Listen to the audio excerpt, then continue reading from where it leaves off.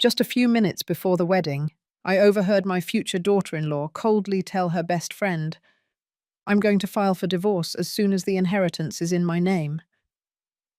My son had absolutely no idea about his wife's true nature. I smiled slightly, and I began to set the trap that would leave her with nothing. The first thing I thought was, "I'm glad you're here. Stay until the end and tell me which city you are viewing my story from. I want to know how far it has reached." The St. Patrick's Church in Aspen, Colorado seemed to come alive. Voices were chatting and laughing, hurried footsteps, the sound of the staff arranging tables and chairs echoed throughout the courtyard. Today was the wedding of my son, Robert, to Candace Baker, the girl he loved with all his heart. I was in the middle of this lively atmosphere, checklist in hand, reviewing every detail with my eyes.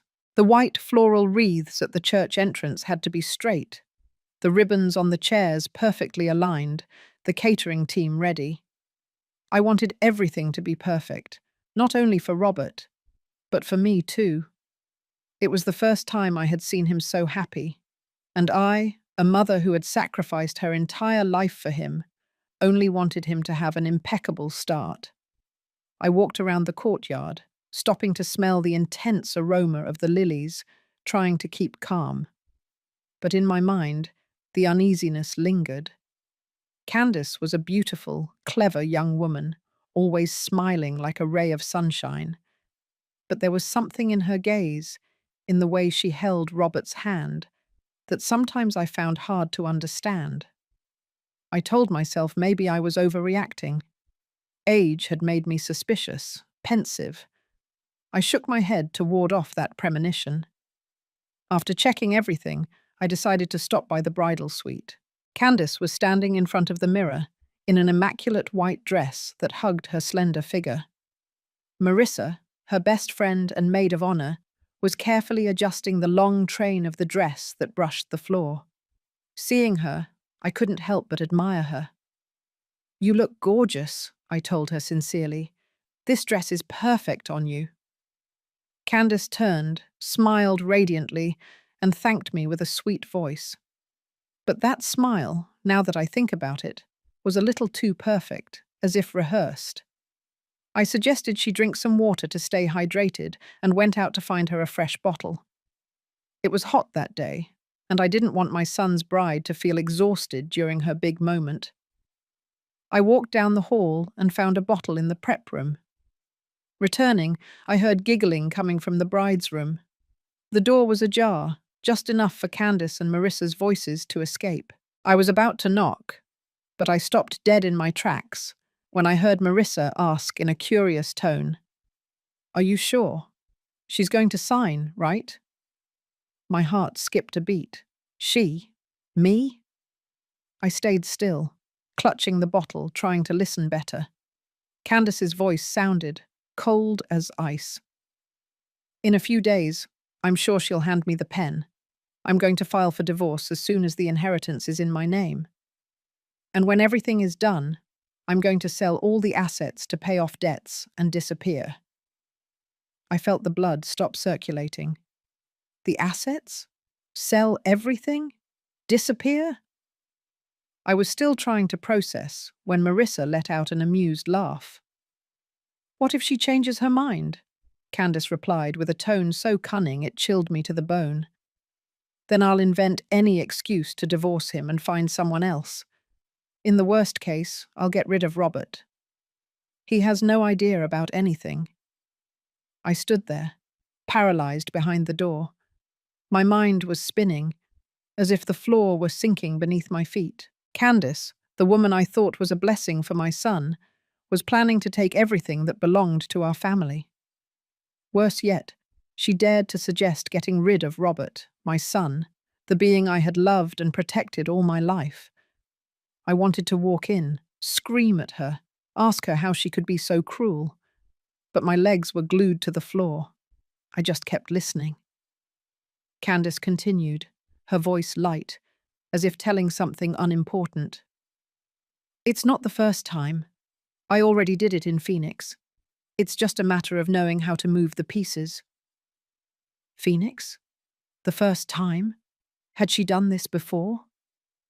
I felt a sharp pain in my chest, as if someone were squeezing my heart. All the times Candace smiled at me, all the times she called me Mum, with that sweet voice, now appeared in my mind as a farce. I had trusted her. I had opened my heart to welcome her into the family, and yet she only saw us as prey.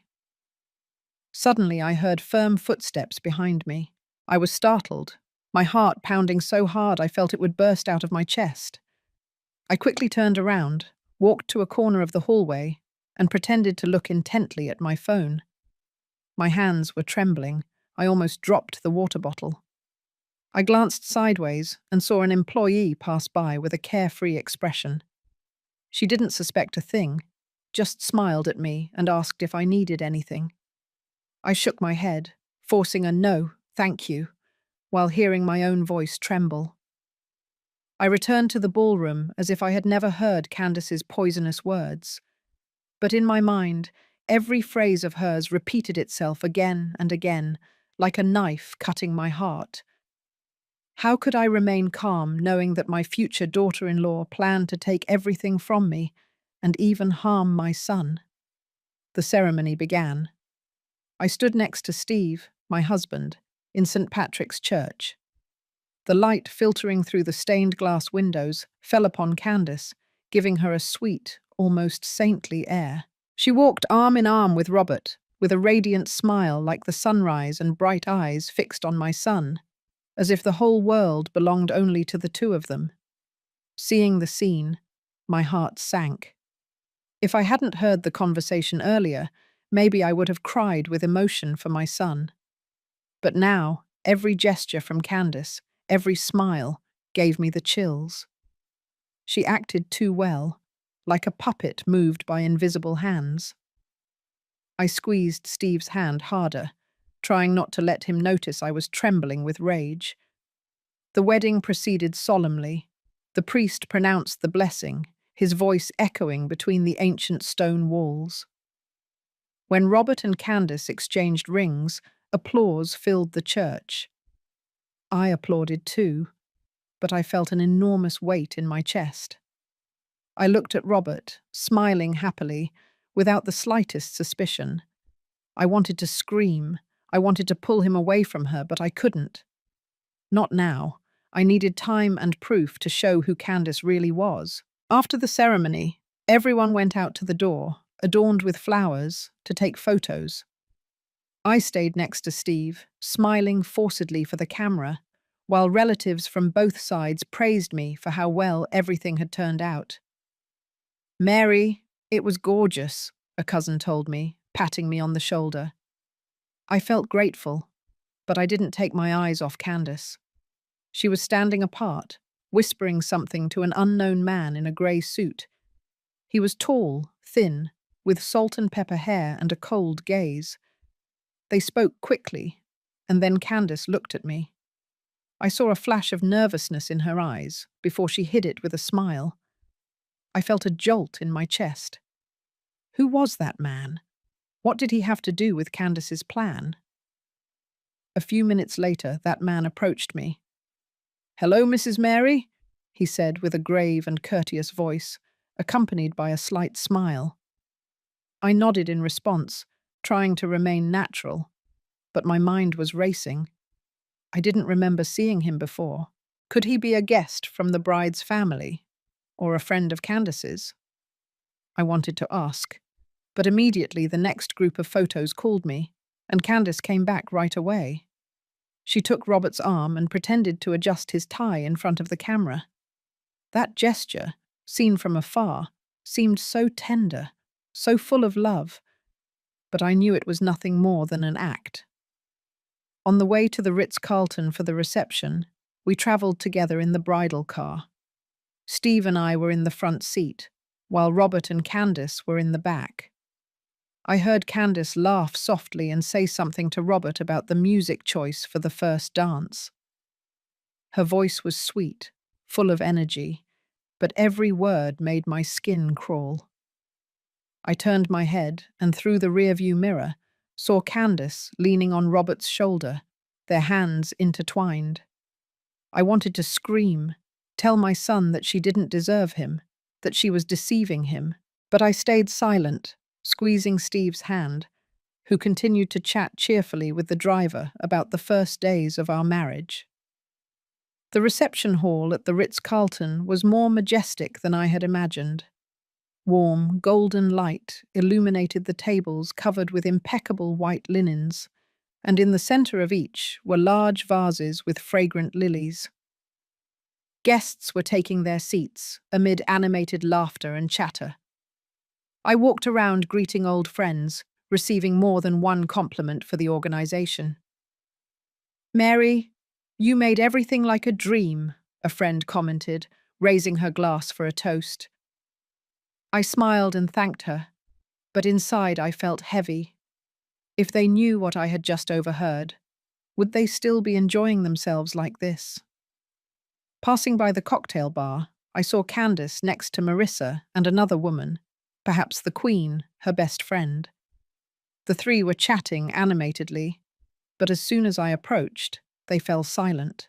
Candace looked at me and smiled enthusiastically. "Mom, the floral arrangements are beautiful. I'm sure it was a lot of work."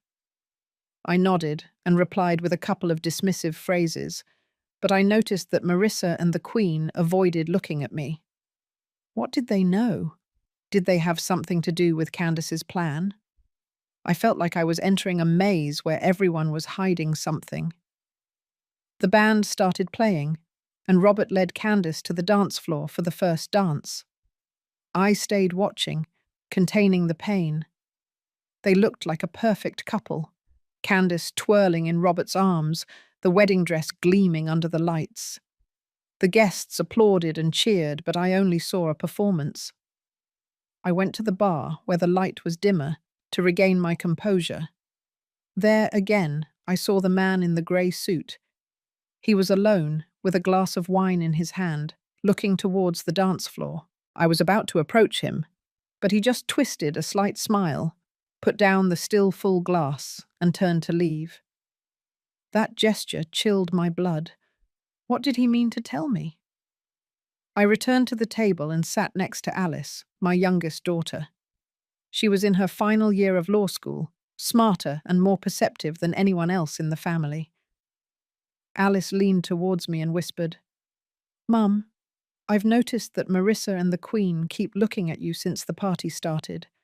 They don't seem very comfortable."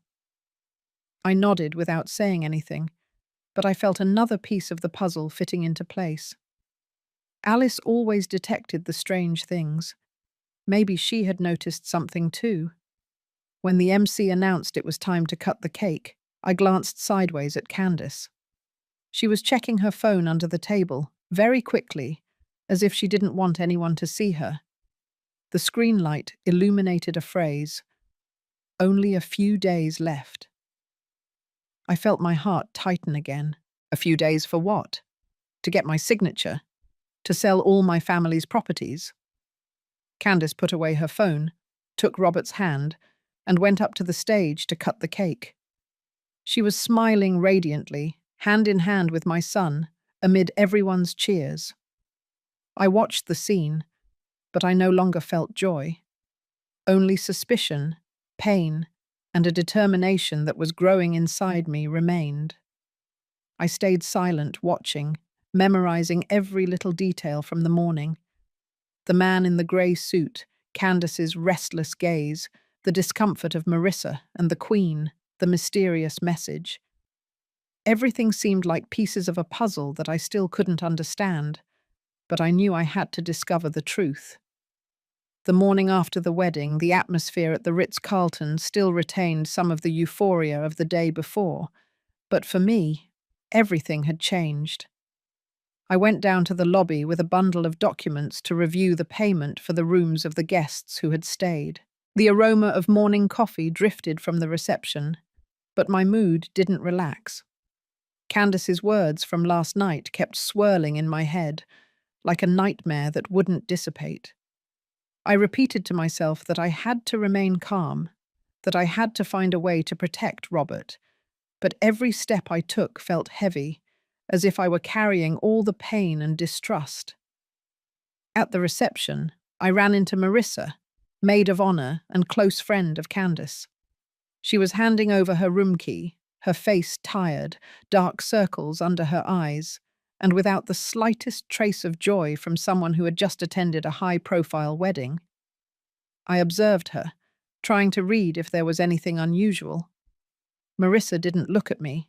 She just lowered her head and tangled her fingers in her purse strap. I approached and smiled softly. "Marissa, will you sit with me for a moment? Have a coffee to clear your head." She looked up, a little surprised, and nodded reluctantly. We sat in a corner of the lounge, where soft light came in through the window. I ordered 2 cups of coffee, trying to make my voice sound as natural as possible. "Did you have a good time yesterday? At a wedding like that, you must be exhausted, right?" I asked, not taking my eyes off her face. Marissa took a sip and replied dryly, "Yes, very good. Everything was very nice." Her tone was dry, her gaze evasive, as if she feared I would discover something. I leaned in a little toward her and lowered my voice. "I saw a man in a grey suit yesterday. It seemed strange to me. Do you know him? Is he a friend of Candace's?" Marissa was startled, her hand trembled, and the coffee sloshed in the cup. "No, I don't know him. He must be a guest from the bride's side," she answered quickly, and immediately stood up. "Excuse me, I have to go get my things." I nodded with a smile, but deep down, I knew she was hiding something. When Marissa left, I looked towards the lobby door, just in time to see the Queen appear. She was wearing a light blue dress, her hair pulled back, but as soon as our eyes met, she turned around and left quickly. That gesture was too obvious, as if she feared I would confront her. I made the excuse that I had to answer a call and got up, although I really wanted to observe. From a corner of the lobby, I saw Marissa head directly towards the Queen in the outer courtyard. Their faces were tense as they whispered something. I couldn't hear, but my instinct told me they were worried and that I was the reason. I went out to the courtyard and took a deep breath of the fresh aspen air. The lake shone under the sun, but my heart was cloudy. Just then I saw Alice, my youngest daughter, talking to a wedding service employee. She signaled me to come closer with a look full of intention. "Mum, this boy told me something very interesting," Alice said in a low voice. The employee, a young man named Paul, looked around and then recounted. "Last night, while clearing the tables, I accidentally overheard the Queen talking to Marissa. She said, 'I hope Candace doesn't ruin everything this time like she did in Phoenix.' I don't know what else they said, but by the tone, they seemed very worried." I felt my heart pounding. Phoenix. Phoenix again. Candace's phrase from last night echoed in my head. This is not the first time. I already did it in Phoenix. Had she done something similar there? Deceive someone, take their assets, and then disappear? Alice looked at me without saying anything, but her eyes seemed to ask, "What do you think, Mum?" I took her arm and led her to a corner, whispering, "Honey, I think Candace is hiding something very big. I need you to help me." Alice nodded, her eyes lit up like a warrior ready for battle. She had always been perceptive, always able to see beyond the obvious. I felt a little relieved, but at the same time, the fear inside me grew. If Candace was as dangerous as I suspected, Robert, my son, was at risk. At noon, the family gathered to eat at a small restaurant by the lake in Aspen. The aroma of grilled fish and sauce was delicious, but I couldn't swallow anything. Candace was sitting opposite, diligently pouring wine for Steve and praising the place I had chosen. "Mom, this restaurant is perfect. Everything is delicious," she smiled with a cloying sweetness. but I only saw her fakery. Steve laughed loudly and patted me on the shoulder. Mary, see? We have a daughter-in-law who knows how to appreciate things. I nodded, forcing a smile, but inside I felt as if I had thorns. Every gesture of Candace's now aroused my distrust. When dessert was served, I saw Candace glance at her phone. She unlocked it quickly, read something, and immediately turned the screen away, as if she didn't want anyone to see it. Robert, sitting next to her, asked curiously, "Who texted you that you're smiling like that?"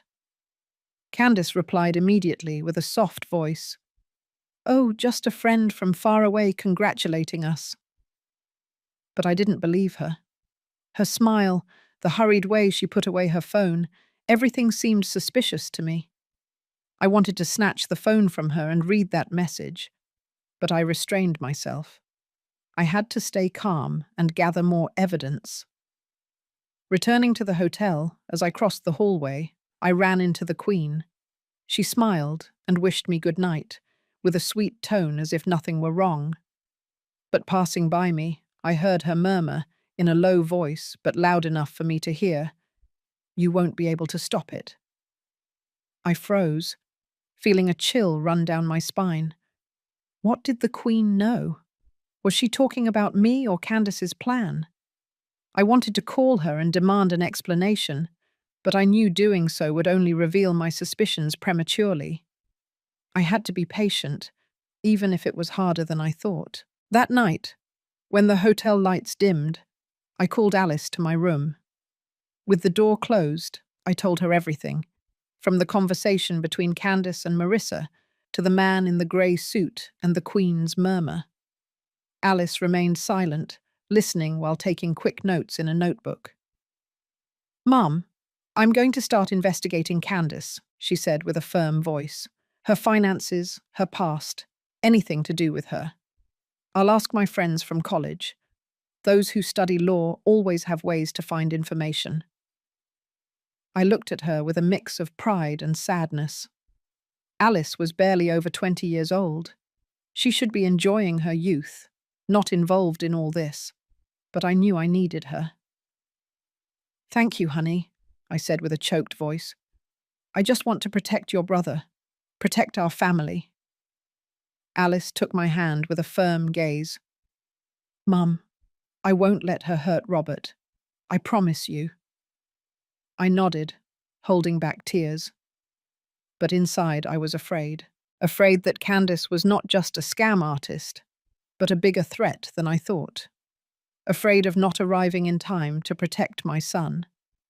I hugged Alice and whispered, "Be careful, honey. I don't want to lose both of you." She nodded, but I knew we were both entering a battle without yet knowing who the real enemy was. 2 days after the wedding, I was sitting in a small coffee shop near Alice's university, my heart restless like someone on the edge of a cliff. The place was small, smelling of freshly roasted coffee, but I couldn't enjoy it. Alice entered, with a thick folder in her hand and a more serious expression than ever. "Mum, I found some things," she said, placing the pile of papers on the table, in a low tone as if she feared someone would hear. I looked at her, feeling my heart pound hard. What I was about to hear could change everything, and I didn't know if I was ready. Alice opened the folder and pointed to each line printed in black and white. "Candace owes more than $600,000, Mum.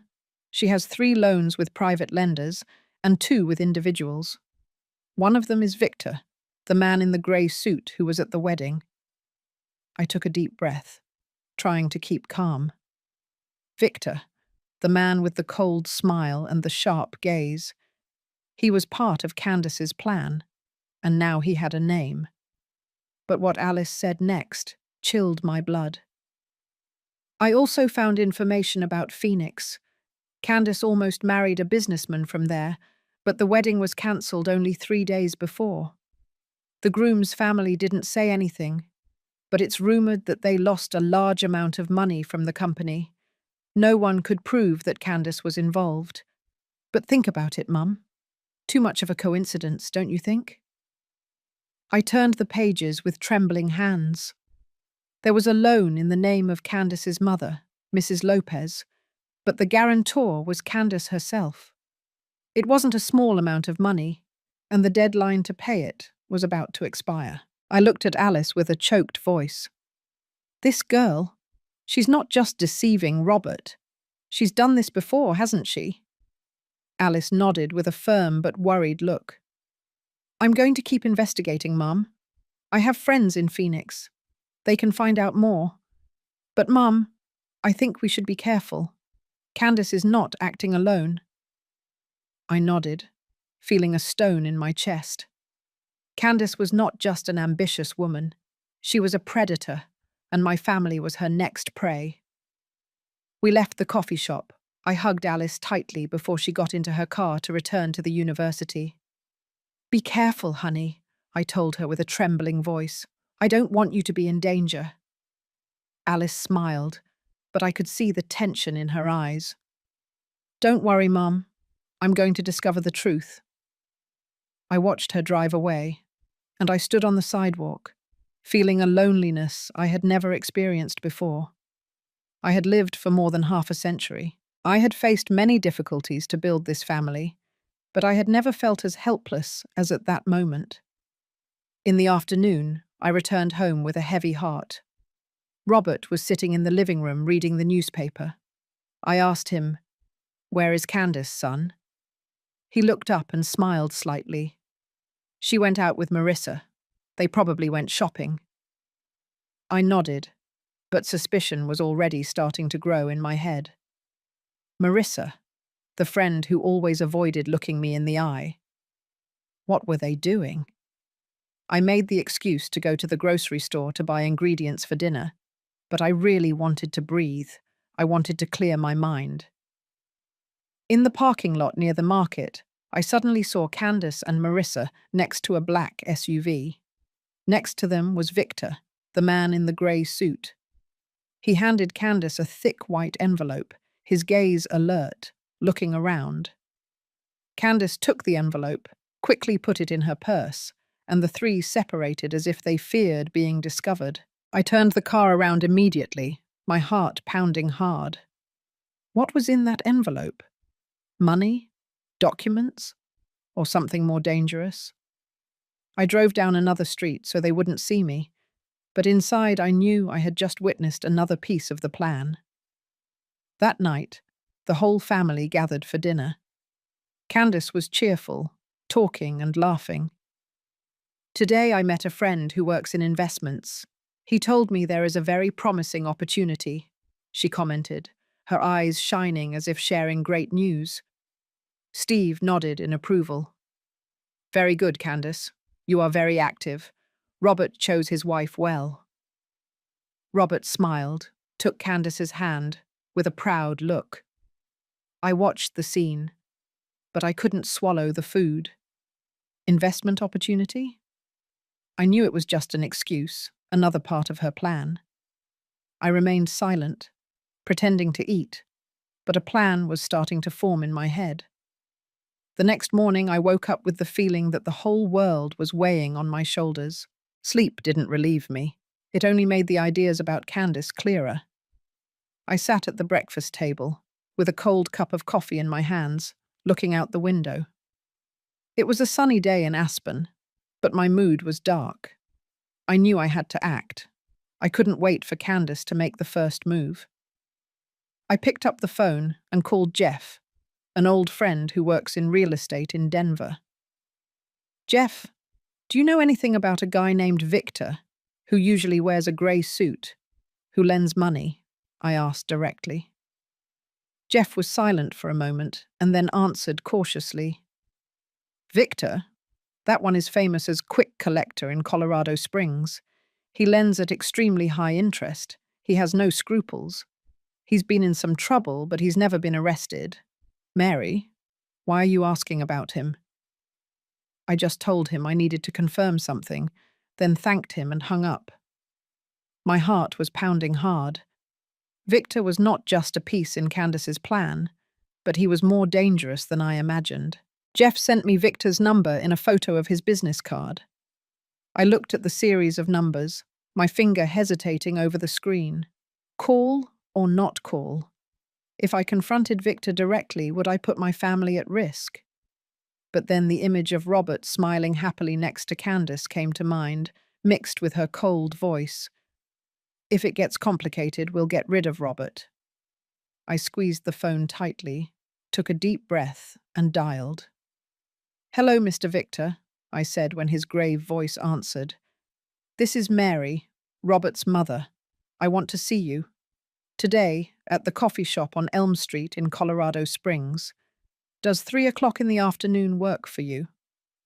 He was silent for a second, and then replied calmly, That's fine, Mrs. Mary. I'll be there. At 3 o'clock in the afternoon, I entered the small coffee shop on Elm Street. The intense aroma of coffee and the soft guitar music couldn't calm the storm inside me. Victor arrived punctually, in a white shirt and a black leather briefcase in his hand. He was tall, thin, with salt and pepper hair and a gaze as sharp as a knife. We sat in a secluded corner and ordered 2 black coffees. I didn't want to prolong it. I went straight to the point. You are collecting a debt from Candace Baker, right? Victor frowned a little, and then smiled reluctantly, as if he already knew what I was going to ask. I thought you didn't care, he said with a grave voice. But yes, she owes me a large amount, and the final deadline is this weekend. On the day of the wedding, I approached her to greet her on purpose to scare her. His words chilled me, so his action that day hadn't been casual. He was playing some kind of game, and Candace was part of it. I looked him straight in the eye and told him firmly, I have a deal. I will help you recover your money, but you must keep the pressure on Candace at a moderate level, just enough to make her nervous, but without touching her. Victor crossed his arms, tilted his head, and observed me intently. And why do you need me to do that? He asked curiously. I replied, trying to keep my voice serene. I need her to make a mistake on her own. When I have enough proof, I will pay you the rest of the debt. Victor remained silent, looking at me as if evaluating whether he could trust me. Then he nodded. Agreed, I accept. But Mrs. Mary, I don't like to wait long. Before leaving the coffee shop, Victor added something that left me cold. You know, I had planned to do business with your husband, Steve, a big real estate project in Colorado Springs. But Candace got involved. She offered him a loan opportunity with high interest. After that, he withdrew from my plan.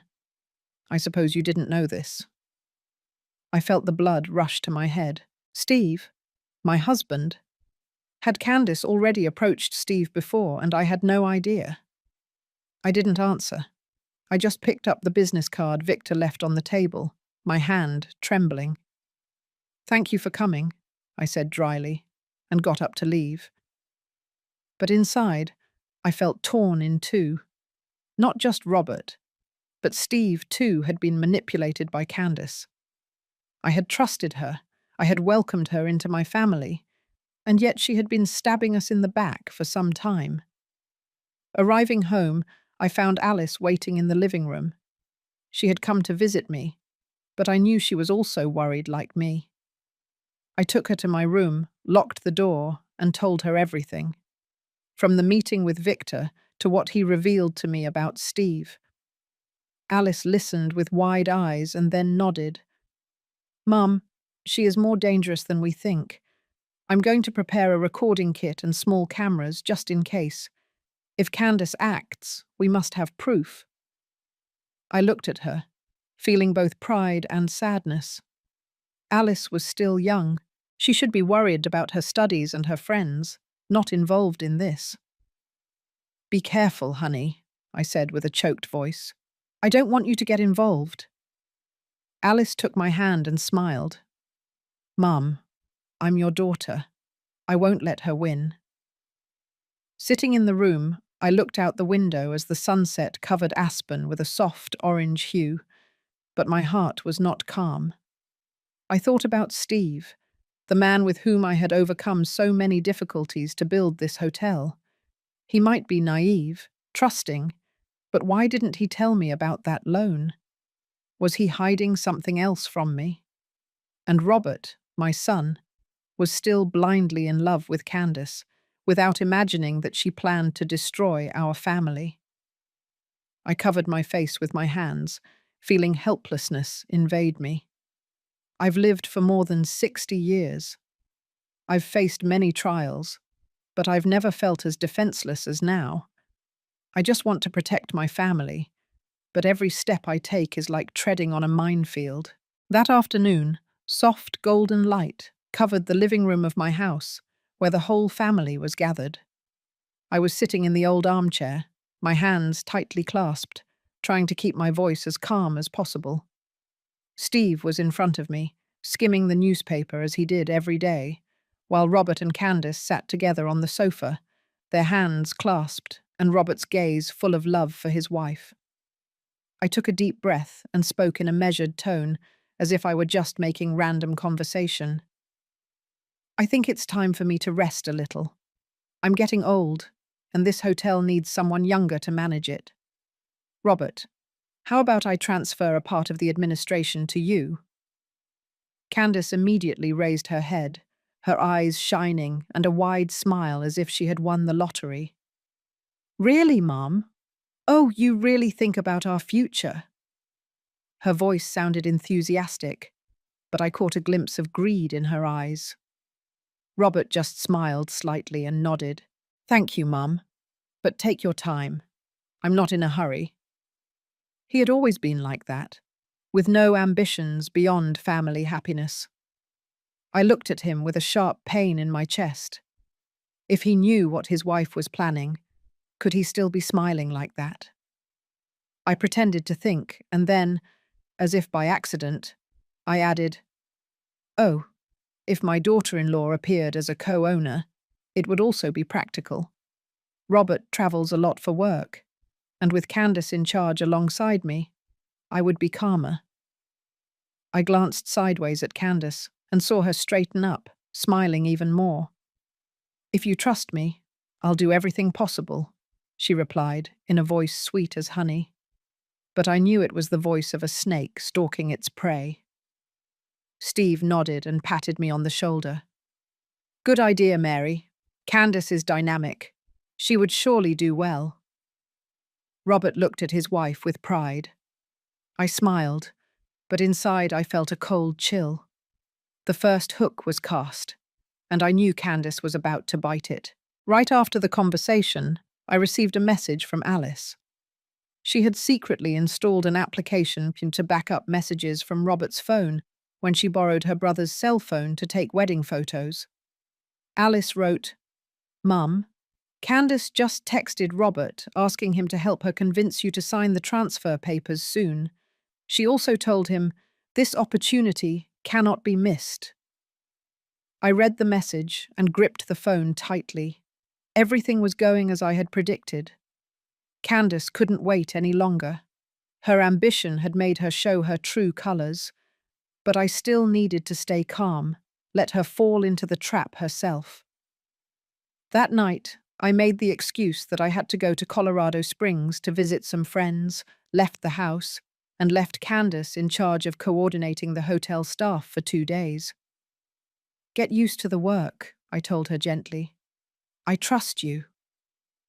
Candace nodded, smiling radiantly. "I won't let you down." But the way she looked at me, that gleam in her eyes, made me shudder. I knew she was thinking about the filing cabinet in my office, where I kept the documents for the family properties. The next day, Alice called me with an urgent voice. "Mum, a hotel employee just told me. Today Candace secretly entered your office, opened the filing cabinet, and took photos of some documents. She thinks no one saw her, but Rose from the cleaning crew saw it clearly." I felt my heart pound hard. Candace had already started to act. I told Alice, "Keep watching her, but don't let her suspect anything. I want her to think she's winning." I hung up and sat down, feeling the world spin around me. I had cast the bait, and Candace had bitten it. But why did I still feel afraid? Afraid of not being fast enough, smart enough to face her. That afternoon, I received a message from Victor. She already started asking me how to do the asset transfer. It looks like she's ready. I read the message and felt a chill in my chest. Victor was fulfilling the agreement, maintaining pressure on Candace, but I couldn't stop thinking about what he had told me the day before. Candace had gotten involved in Steve's business and had dragged him into a loan with extremely high interest. Steve, the man I had loved and trusted for decades, had hidden it from me. I wanted to ask him, to know why he didn't tell me anything, but I knew it wasn't the time. First, I had to focus on Candace. At the end of the day, I returned home trying to keep a serene face. On the front porch, I saw Candace conversing with Marissa, chatting animatedly like two carefree friends. But as soon as I appeared, Candace immediately changed the subject and turned to me to ask about the cake order for the hotel conference next week. "Mum, I think we should choose key lime pie. The customers will love it," she said with a radiant smile, as if she had nothing to hide. I nodded and replied, "Good idea, you decide." But inside I knew very well that she was trying to distract me. I smiled, but I didn't take my eyes off her. The hook had already been bitten, and I wasn't going to let her escape. The next morning, the light of dawn filtered through the curtains, illuminating the wooden floor of my room. I had barely finished preparing my coffee when I heard a knock on the door. Robert was there, his eyes a little red, as if he hadn't slept well. "Mum, I have something to talk to you about," he said with a hesitant voice. I invited him in, sat down, and tried to stay calm, even though I was agitated inside. "Candace says you should sign the transfer of part of the properties soon," he continued, wringing his hands. "She says that if her name appears, it will be easier for us to attract investment to expand the hotel." I looked at him and felt a sharp pain in my heart. Robert still blindly trusted Candace. He kept looking at her with those eyes full of love. I pretended to think about it, nodding. "I'll consider it, son. It's an important matter. I need to consult with a lawyer first." Robert sighed, clearly disappointed, but didn't argue. "Yes, I understand," he said before getting up and leaving. Looking at his back as he walked away, I wanted to call him, tell him everything, but I knew it wasn't the time. If I spoke without proof, Robert would think I was just jealous of his wife. At noon, I was at the living room window looking towards the balcony. Candace and Robert were there, under the shade of the small olive tree. She leaned her head on his shoulder, stroking his arm, whispering something to him. I couldn't hear it, but the way she tilted her head and smiled sweetly gave me a chill. She was manipulating my son, little by little, like a spider weaving its web around its prey. I clenched my fists, holding back the rising anger. I've lived for over 55 years. I've seen all kinds of people, but I've never met anyone so fake. Candace not only wanted the assets, she also wanted Robert's trust and love, only to destroy everything later. That afternoon, Alice called with an urgent voice. "Mum, I just spoke to Victor. He told me that Candace called him this morning and said, 'I'll have her signature in a few days. She is very sure of herself.'" I felt my heart race. Candace was moving faster than I imagined. "Take good care of yourself," I asked Alice, with a trembling voice. "I don't want you to take risks. Install more recorders in the office and in my room, but don't let anyone know." Alice replied with a firm voice. "Mum, don't worry, I know how to do it." I hung up the phone and sat down in the chair, feeling as if the whole world was crushing me. Alice was young but stronger than I thought. I felt proud, but it also hurt me. She should be worried about her final exams, not involved in this. That night, I was in my room when Candace knocked on the door. She was carrying a bottle of expensive wine and a radiant smile like a light. "Mum, I want to invite you for a drink," she said with a sweet voice, "to celebrate a new beginning for our family." I smiled and invited her in, although inside I only wanted to kick her out of the house. We sat down, I poured the wine, and tried to remain natural, but I noticed her gaze drifting towards the desk, where I had deliberately left some folders with property documents. She thought I didn't know, but I was already prepared. "How are you? I'm sure managing the hotel these days has been tiring," I asked with a soft voice. Candace smiled and replied, "Yes, a little busy, but I like it. Do you want me to help you more?"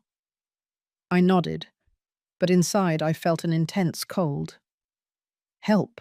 She only wanted to keep everything. When I pretended to get up to answer a call, I looked through the crack of the door. Candace immediately got up and opened one of the folders. She took out her phone and photographed every page, with quick and sure movements, as if she had done it many times. The mini camera that Alice had placed on the shelf surely recorded everything.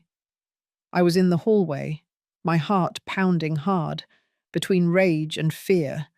She was too bold, too confident, but that very confidence would make her fall into the trap. Candace left, leaving the bottle of wine on the table. "I hope to be able to help you with the family responsibilities soon," she said, with the same perfect smile. I nodded and replied, "I hope so too, honey." But when the door closed, I slumped into the chair, my hands trembling. I had already seen her act. I already had proof. But why did I still feel restless? Maybe because my family, the people I loved the most, were on the verge of breaking, and I was the only one who could prevent it. The next morning, I woke up with the feeling that someone was squeezing my heart. The sun in Aspen streamed through the window, but it couldn't dispel the cold inside me.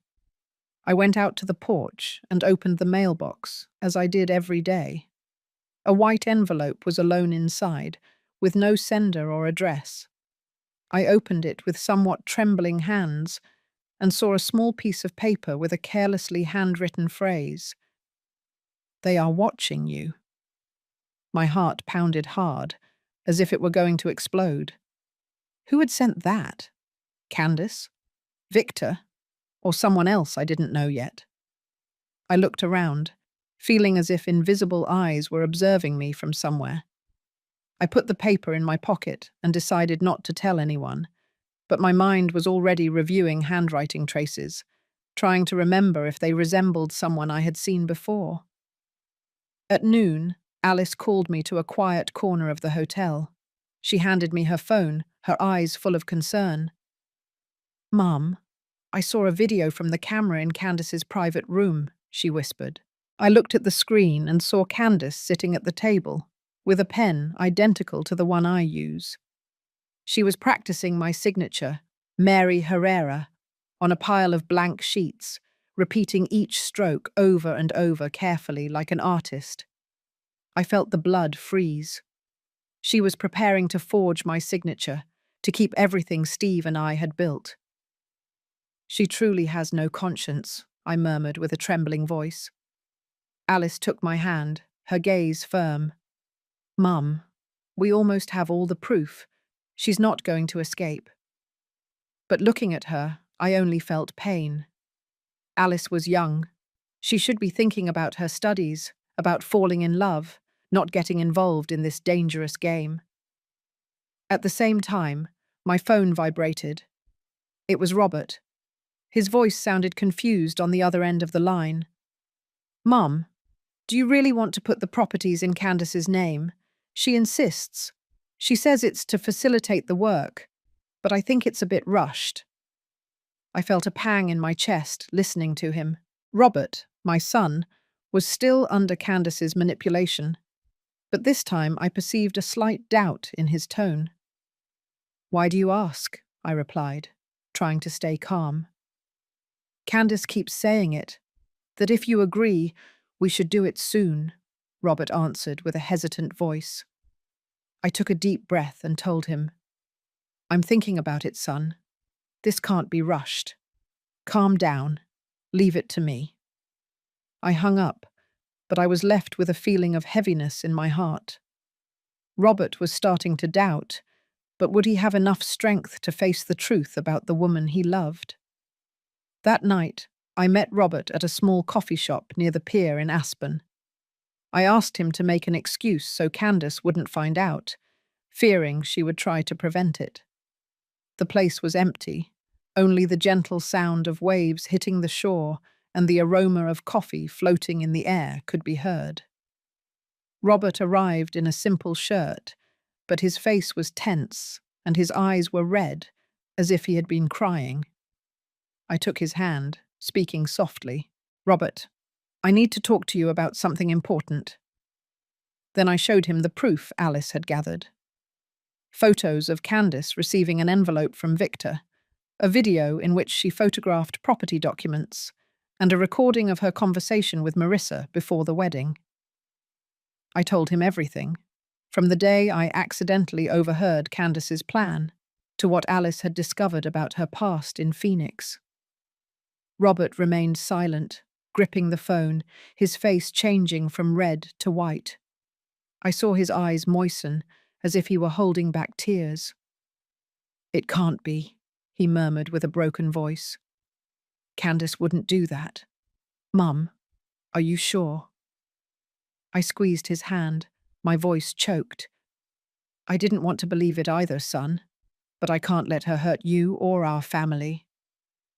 He lowered his head, silent for a long time, until he said, I need time to process all this. Seeing him like that, I only wanted to hug him and ease his pain, but I knew this truth was necessary, even if it hurt. When I got home, the phone vibrated again. It was a message from Victor. She's starting to worry because you haven't signed. She will act soon.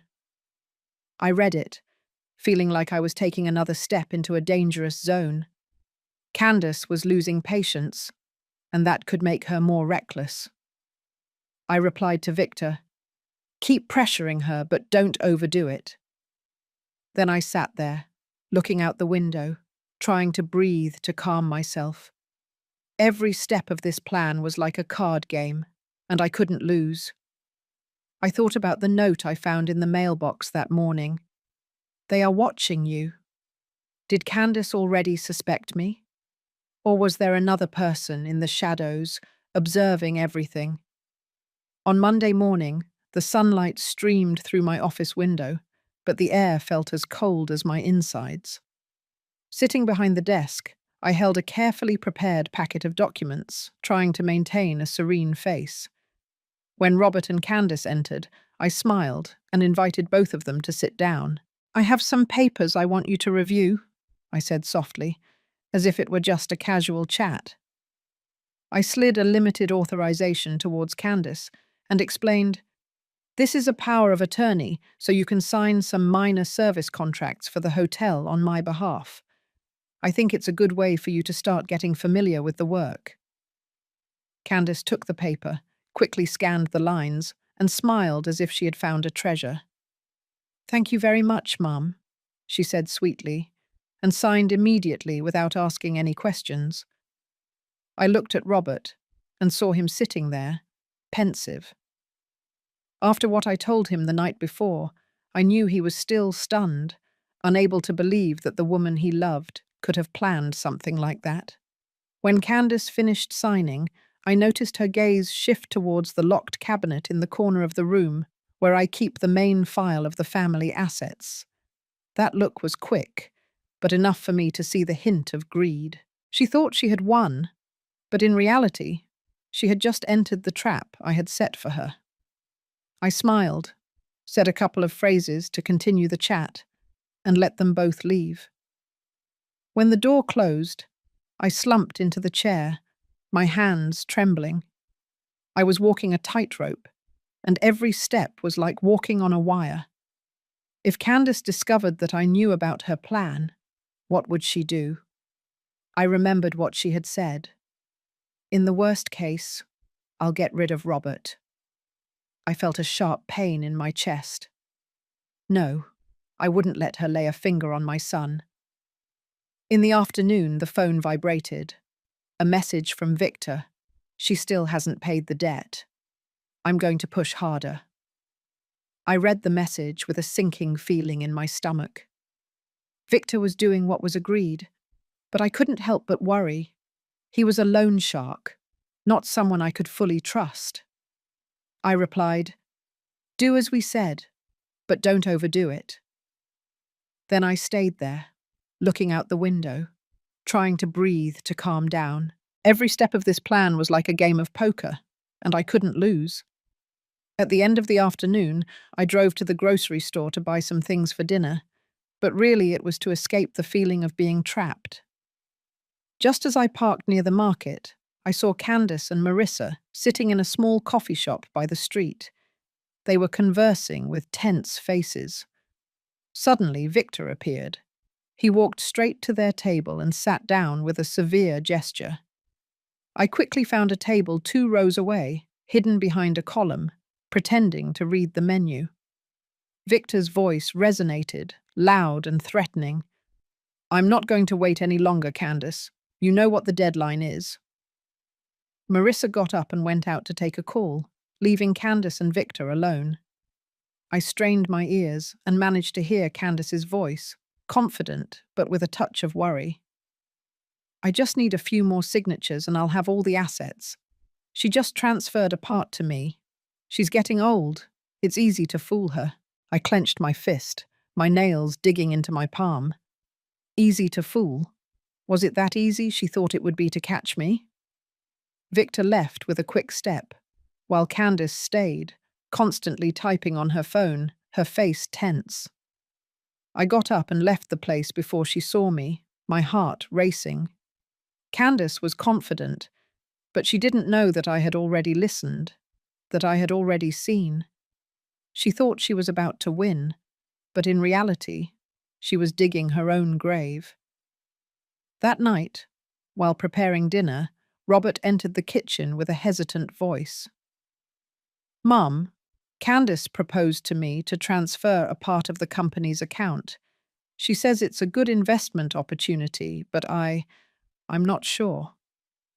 I stopped, looked at him, and saw an internal struggle in his eyes. "Don't worry, son," I said, trying to sound gentle. "Tomorrow I'll prepare the necessary documents. Leave it to me." Robert nodded, although I noticed he was still restless. I wanted to hug him, tell him I would protect him, but I knew it wasn't time yet to show all my cards. After dinner, Alice secretly looked for me in my room. She whispered to me, "Mum, I just installed another secret camera in the corner of the office and an alarm device connected to the safe. If Candace opens it, we'll know instantly." I nodded, took her hand. "Very good, honey, but you must be careful. I don't want you to be in danger." Alice smiled, but I could see the tension in her eyes. "Mum, everything will be fine. We almost caught her." I hugged her, feeling both pride and sadness. The next morning, I left the house early with the excuse of attending a reunion of former classmates in Colorado Springs. The sky in Aspen was still beautiful. The sunlight filtered softly through the branches, but I felt my heart heavy as if carrying a rock. I knew today was the decisive day, the day the trap I had set would close. Before leaving, I sent a message to Alice. "Stay alert. Stay. If anything strange happens, let me know immediately." She replied briefly, "Don't worry, Mum. I'm ready." I drove towards my destination, but my mind remained at the hotel, where Candace was digging her own grave. Almost at noon, my phone vibrated. Alice wrote, "Mum, the safe alarm was activated." My heart started pounding hard. I opened the camera application Alice had installed and watched live what was happening in the office. Candace, in a simple white shirt, was standing in front of the safe. She opened it and took out a package of property documents and the false power of attorney that I had deliberately left there.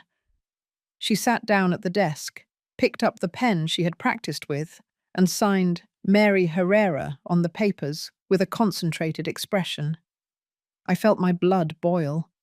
She truly thought she could keep everything, that I was an old woman easy to fool. Without stopping, Candace picked up her phone and called a bank employee. "Hello, this is Candace, representative of Mrs. Mary Herrera. I need to transfer $120,000 from the company account to my personal account. The power of attorney is already signed. I'll send it right now." Her voice was calm and confident, as if everything was under control. I squeezed the phone in my hand, holding back the rage. It was time for her to fall into the trap. As soon as Candace hung up, the door burst open. A team of police officers, whom I had previously contacted, entered. The commanding officer, tall and with a firm voice, said, "Candace Baker, you are under arrest for breach of trust and large-scale fraud." Candace jumped up, her face pale, but trying to remain calm. "You're mistaken.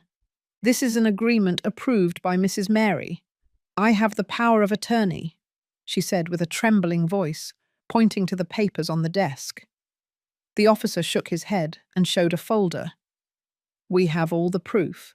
The video of you forging the signature, the recording of your conversation with Marissa before the wedding, and the images receiving an envelope from Victor." I walked into the room, and when Candace saw me, I noticed true panic in her eyes for the first time. You knew from the beginning," she murmured with a broken voice. I stared at her and replied coldly, "Candace, did you think it was that easy to fool me? I've been watching you since the day I overheard your plan. You wanted to steal my family's assets. You wanted to hurt my son.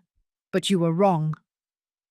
Candace opened her mouth to say something, but the officer signaled, and the agents escorted her out. They handcuffed her, and even so she kept looking back, with a mixture of rage and desperation in her gaze. Robert was standing in the corner of the room, silent from the beginning. When they took Candace away, the boy turned to me, his eyes filled with pain. "Mum, why did she do that?" His voice broke, like a child who had just lost something most valuable. I approached him, took my son's hand, but didn't know what to say.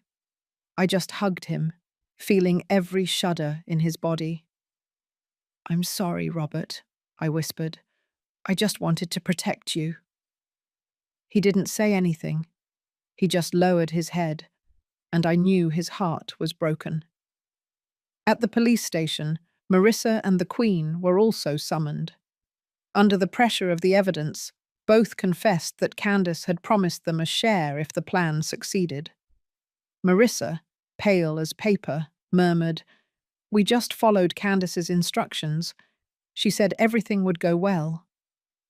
The Queen lowered her gaze, not daring to look at me. Victor, called to testify, confirmed that Candace had deceived him in a false business deal related to Steve. "She's a professional," Victor said bitterly. "I was her victim too." I listened to him and felt a chill in my chest. Candace hadn't just deceived my family, she had hurt many more people.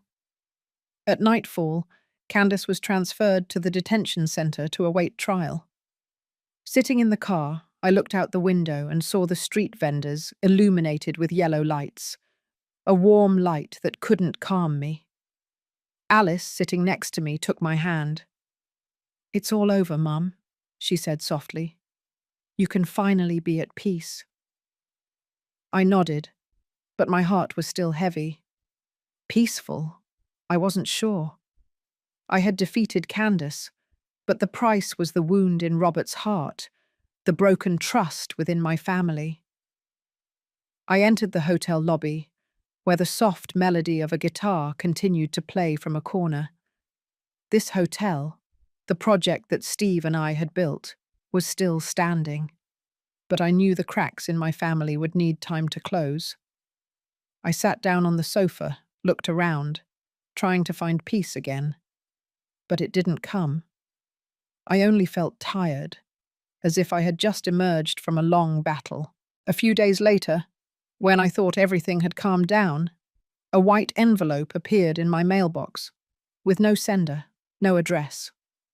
I opened it, with trembling hands, and read the handwritten phrase, "Candace didn't do this alone. The other one is still in your house." I felt my heart stop. I looked around. I thought about Steve, the husband I loved but who hid debts from me. I thought about Robert, my son who was still struggling with the pain of betrayal. I thought about the family dinners, the shared laughter. And now I wondered, which of them was hiding something? I thought I had won, that I had protected my family, but now I understood that there was another calculating person sitting at my table. The story we tell is fictional, but it is based on some real events. The names and places have been changed to protect the identity of those involved. We are not telling this to judge, but with the hope that someone listens and stops to think, how many mothers are suffering in silence inside their own homes? I'm truly curious. If you were in my shoes, what would you do? Would you choose to remain silent to keep the peace? Or would you dare to face everything to reclaim your voice? I want to know what you think, because every story is a candle that can light the way for someone else. God always blesses, and I firmly believe that courage leads us to better days. Meanwhile, on the final screen, I leave you two of the channel's most beloved stories. I assure you they will surprise you. Thank you for staying until the end.